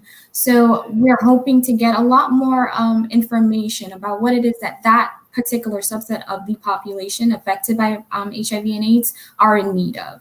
But it's open to everyone. Everyone has a voice, and we love to hear from you. Fantastic. And another SBAC member, Robin Ming Beauclair, asked, are they educating students in schools through any programs? So the county, Broward County, is not affiliated with that per se with Ryan White. However, if you guys want us to come out and do a presentation, we are always available. We have, I am the community planner. So if you guys contact me and say, you know, we want to do a presentation, another one virtually with, you know, the current state of affairs. Yes. I am more than willing, more than welcome to come out, do that. And, you know, gift you even some condoms. We do that from time to time. So we give condoms. Wow. Normally, if this was an on-site event, we would have some, you know, merchandise with our names, our logo, you know, just trying to get the message out there. Wow. Well, we thank you for everything that you're doing. We thank you for coming on and joining us today. And we thank you for that awesome background that we didn't have to fix for you. So thank you. Thank you very much. Guys, very much. This is awesome. Continue the great work that you guys are doing. And you continue your great work as well. Ladies and gentlemen, thank you again to Shakira Scott with the Ryan White Part A program. We talked about treatment and funding, $16 million, ladies and gentlemen, out there. That's a lot of money, but still not enough. So we have a lot of work that we still have to do. And we do have a final speaker. We're winding down our program. I'm so glad that you all are here with us, still here with us. We have a wonderful speaker from the AIDS Healthcare Foundation. Her name is Ebony Crispin, and she's going to talk to us a little bit about healthcare abroad and international advocacy, which is very relevant because this is put on by the International Awareness and Involvement Committee. Ms. Crispin, Ebony, are you here? I am. Can you hear me okay? Yes. Hello. How are you? I'm well. How are you today? I'm fantastic. Happy to have you here. Thank you so much for having us. Absolutely. So let's start. Tell us a little bit about what it is that you do. So my name is Ebony Crispin, as you shared. I'm the Legislative Affairs and Community Engagement Manager for AIDS Healthcare Foundation. My region covers the southern portion of the United States. 7 states, including Florida, Georgia, Texas, South Carolina, Mississippi, Alabama, Louisiana, et cetera, as well as the Caribbean and South America. Wow. And so what are you seeing in other countries? What is the conversation like in other countries? Obviously, we're very familiar with what the conversation is like here, or somewhat familiar in terms of AIDS and HIV and healthcare. What is it that you're hearing in terms of the Caribbean and in other international places? Well, I think the numbers in a lot of countries in the Caribbean in particular, as well as some countries in South America, South and Central America, have had an uptick of new cases of HIV that in some cases surpass the numbers. And I recommend that people do some research, whether it's with the World Health Organization or other reputable agencies internationally, look at what the specific numbers are per country. But what is happening as it relates to the work that we do at AHF is we've seen those numbers increase, or they usually don't level out. They sort of have a slow uptick. And sometimes over the years, let's say 10, 15 to 20 years, there sometimes is a slow decline. But in the last couple of years, there has been an uptick in areas of the countries that I've mentioned, countries and regions that I've mentioned. So we do a lot of work to ensure that we're getting to meeting people where they are, both literally and figuratively, whether it's language, both when I say language, I mean physical language, but also just the cultural landscape of different countries, nationalities, in particular within the Latin and African diaspora. There may be religious components, values, the way a person was raised, whether it's tribal or things that we're used to that would prevent us from even thinking about AIDS and HIV, similar to here in the United States, can be even more of a bridge that we have to build as a global organization to ensure that people are getting the necessary tests and education they need. So for example, in a country like Venezuela, we do a lot of work where we have a mobile unit that goes into regions that are not necessarily large municipalities. The same where in places like Haiti or Jamaica, it's important that we remember that people aren't always going to walk up to a quote unquote AIDS clinic to get tested. So what do we need to do in terms of linkage or access to care to ensure that people are getting the access that they need, regardless of our opinions about people should just get tested. So we do a lot of work internationally to ensure that we're reaching people where they are. Wonderful. We do have a comment. Adrian Williams says it's nice to finally see Ebony. So apparently she's been speaking with you and now she can put a face to the name. Fantastic. I'd like to remind people, please feel free to ask any questions. Ebony is here at your disposal for any questions you may have about this. So please feel free to make questions, continue to make comments. You all have been fantastic with that thus far. So please continue. I would like to ask, you talked about the uptick. What why? Why is there an uptick in certain countries? And I'm sure it varies from country to country, but what is it that you're seeing that is causing this uptick? So there's different, depending on the research you follow, there's different variables that aid in the answer to that question. Some of it is the lack of education, and not in terms of book knowledge. I mean, a lack of knowledge around how the process works, whether, I don't know that people are always thinking about what it means to contract any STI, including HIV, and as a result, aren't talking about it with medical providers, which leads me to the next point, is if they have access to medical providers and how often. Also, similar to in the United States, just like anywhere else, I think a lot of times people don't realize that a lot of cultures, and this is largely a cultural conversation, don't have access to seeing a doctor on a regular basis to talk about things that we're sort of accustomed to discussing, any heart disease or diabetes, blood pressure, et cetera. So certainly a conversation that unfortunately is still a taboo. It's difficult for people to wrap their mind around how do you bring up this conversation, even if they are sort of aware of it. To be frank, unless I wasn't representing, because I'm representing this organization, and I proudly do so, I think I also I wouldn't have thought about getting tested on a regular basis. And so I think it's also just not front of mind. I often say that AIDS and HIV has become sort of an antiquated disease. That's the same for the United States as it is for any of the countries I've mentioned. I also think that there's sometimes a lack of government intervention in some of the countries that we work with, and sometimes there is. But I think that there are a lot of different variables that aid in why people have a hard time talking about it, even bringing it front of mind, and therefore talking to their medical provider about it.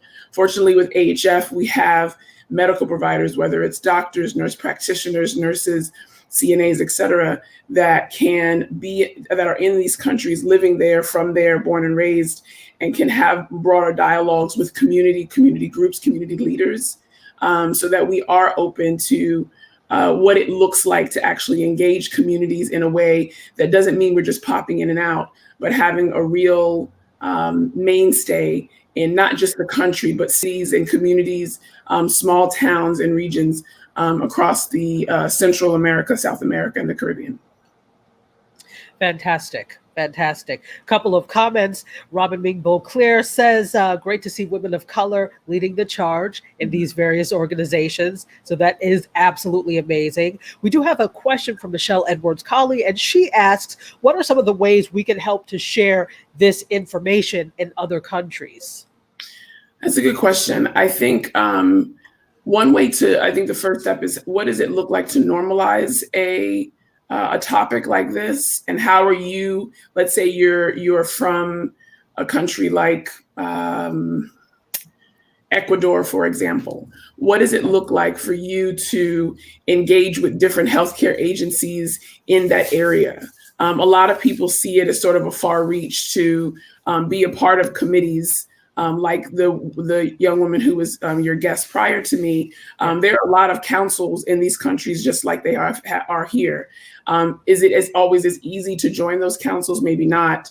But I often encourage people to engage those government agencies in those areas to talk about, or at least find out, what is the government doing in order to have PSAs across that country or region, so that we are having these sort of topics.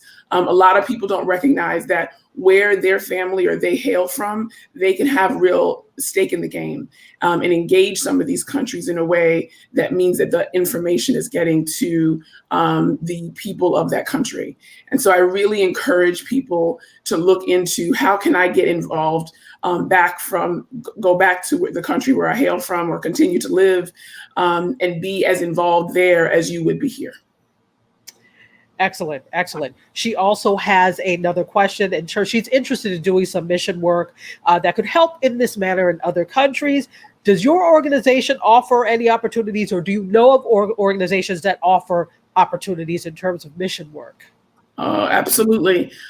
Please, I'm not sure who the best person within the organization here locally to the Deltas you can reach out to, but please reach out to whoever the organizers are for today and ask them for my email address. I am absolutely happy to put you in touch with a lot of our community leaders and liaisons in some of the countries I've mentioned and other ones.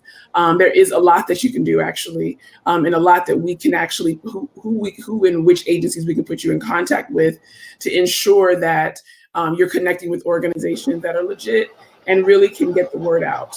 So yes, I am happy to help you and connect you with opportunities to volunteer. Wow. Well, this has been absolutely fantastic, very informative, great information. Thank you so much for being here. Oh, it's my pleasure. Thank you for having me. Absolutely. And we look forward to working with you again. Ladies and gentlemen, that was Ms. Ebony Crispin from the AIDS Healthcare Foundation. We've talked about a lot today. We really, really have. We've talked about the international aspect that we just talked about here. We talked about the World AIDS Museum and WAM, the organization that Andrew Ruffner works with. Also, we talked about, anti-hazing and anti-bullying, which, that fits directly in here. And again, thank you so much. You know what? I'm going to show all of the stuff. So let me rewind, say once again, how happy I am to be your host for today. My name is Dr. Chitachi Egwu. I'm a member of the South Broward Alumni Chapter of Delta Sigma Theta Sorority Incorporated. If you're just now joining us for some reason, don't worry. You can always watch the replay of this because it will be up on YouTube and on Facebook and our Facebook account. So you can always watch the replay. But if you're just joining us, I'm greeting you. This is our commemoration of World AIDS Day. This is showing the way on World AIDS Day. Rock the ribbon. And we certainly have rocked the ribbon today. Let me give you a couple of housekeeping announcements before we actually wrap up and have our president actually wrap up for us. Gifts, please come and get your gifts. First come, first serve basis. The No More Hazing, No More Bullying Foundation or organization has given us these gifts to the participants who are here today. So you could do a drive-through to pick up your No Hazing, No Bullying hat. Also a No Hazing, No Bullying t-shirt. And I have to say, these are actually, in addition to being impactful, they're actually quite stylish. And then you also get a copy of Ben McNamee's book. This is his foundation, No Hazing, No Bullying, the Ben McNamee story. His tagline is, I've been through it, just don't do it, giving pertinent information to youth and to everyone about anti-hazing and anti-bullying. It really is a movement. So please come by. You can pick up, if you could put the information at the bottom, Curtis, you can come on a first come. Remember, I said first come, first given basis to our drive-through on the 11th of December, which is this coming week, from 5 p.m. to 6 p.m. Eastern Time at Broward College South, which is 7200 Pines Boulevard in Pembroke Pines. What you're going to do is come to the back of the building. I believe I've been told you need to come to the back of the school, and that's where you will pick them up. So again, 7200 Pines Boulevard, Broward College South, that is in Pembroke Pines. Please drive around to the back for the drive-through to pick up your wonderful gift bag full of goodies from today. Also, those of you that are members of Delta Sigma Theta, it doesn't matter what chapter, let us know that you are watching today. You're going to use the code words Rock the Ribbon and send an email to SBAC for South Broward Alumni Chapter, international@gmail.com. Again, sbac.international@gmail.com. Let us know you were watching today because we are so appreciative of you being here. And please show us appreciation. Please fill out our survey. We have a survey because we are really interested to know what you think about our programs, what you'd like to see more of in terms of our programs. The survey link, Curtis, if you could put that at the bottom. Survey link is at the bottom. It is also in the chat. We will place it in the chat again for ease. You could just click on it and go and fill out our JOT form. We really do want to know what you think. So please, please, please fill out this survey. With that, we got 5 minutes left. So we're going to start to wrap up. I would like to thank everyone for being here. To all of our participants today, thank you so very much. All of our participants and panelists, those of you out there in Facebook Live land, in YouTube land, also the people watching on Zoom, even though you're not watching this, thank you for participating in our event today. Also, I'd like to thank the whole chapter, SBAC, South Broward Alumni Chapter, and our wonderful president, Kim Gaines, who you will hear from in just a moment. All of the SBAC 5-point thrust committees, the scholarship committee, and also our chairs and people from the International Awareness and Involvement. That is our chair, Dr. Shari Dean Collins, our assistant chair, Miss Denise Delane, and our point person, Miss Charlene Collins. And with that, before I come back, I'd like to introduce our president, Kim Gaines, to give you a greeting and a farewell. Good afternoon. My name is Kim Gaines, and I am the president of the South Broward Alumni Chapter of Delta Sigma Theta Sorority Incorporated. I want to thank you for joining us this afternoon for our Showing You the Way on World AIDS Day, the Rock the Ribbon Together 2020, where we have united to support those living with HIV and to remember those who have died from AIDS-related illnesses. I want to give a very special thanks to our International Awareness and Involvement Committee and our visionary committee chairs, our Sarah Shari Dean Collins and our Sarah Denise Delane. Thank you, ladies, for your vision on this project. And I want to thank you and your committee for your very hard work to make this event a huge success. I want to thank all of our special guests this afternoon, all of the special partners, all of the special presentations, and all of our presenters. Thank you, thank you, thank you. You have really been the key to our success with this event. I want to thank our 5 programmatic thrust chairs for their participation and involvement and their collaboration on this project with making it a huge success. And I must lastly thank the community. Thank you, thank you, thank you for joining us, for tuning in, that you didn't feel that this event was robbery of your time. And we appreciate you so very much for joining us as we celebrate and remember those on World AIDS Day. And I ask that you continue to visit our website and follow us on social media so you can stay abreast of all of our upcoming events. January promises to be another exciting event where we will talk about human trafficking. And in February, we will have a virtual fundraiser, our Red Shoe event. So we thank you so very, very much again for joining us, everyone. Thank you for spending your time with us. It has truly been an enlightening experience where we have educated and elevated the community once again. Thank you, and we will see you very soon.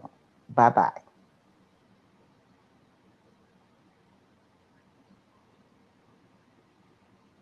And thank you once again to President Kim Gaines for your leadership and for all of your support in everything that we want to do. Sometimes, no matter how far-fetched, you always are there to support. So thank you so much to our President Kim Gaines. And with that, I want to sign us off. Once again, it's been my pleasure to be with you this afternoon. My name is Dr. Tatachi Egwu. I am a member of the South Broward Alumni Chapter of Delta Sigma Theta Sorority Incorporated, and I have been your host/moderator for this afternoon. I hope that you take all this information in. There's a lot of information in the chat. I saw people putting up links and things in the chat. Use that chat as your resource, definitely. Once again, please don't forget to fill out the survey. We'd love to know what you think. Share this. You know, this is on the replay after it's over. As soon as we finish, bam, it's there. Share this with other people that you may know, because this information is definitely relevant and pertinent. So thank you. Once again, let me say thank you, big thank you to Curtis Brooks of Curtis Brooks Media Productions. He was the one running the bells and whistles, kind of with me, but you know, Today, since I'm moderating, I wasn't doing as much, but so he took up a lot of the slack. So thank you very much, Curtis. Again, thank you to Crystal Kirkland Mobley from Broward Health, Ben McNamee from the No Hazing, No Bullying Foundation, Lorenzo Robertson from the Pride Center, Mr. Garrett Gibson Aristide, our wonderful social worker, also to Andrew Ruffner from the AIDS Museum or the World AIDS Museum, Shakira Scott from Ryan White Part A, and Ebony Crispin from AIDS Healthcare Foundation. Thank you, thank you, thank you. We hope to see you again next year. We hope to see you at our upcoming events. Stay tuned. You will be seeing a video of our upcoming events. Again, my name is Chitachi Egwu. I bid you good evening. Cheers.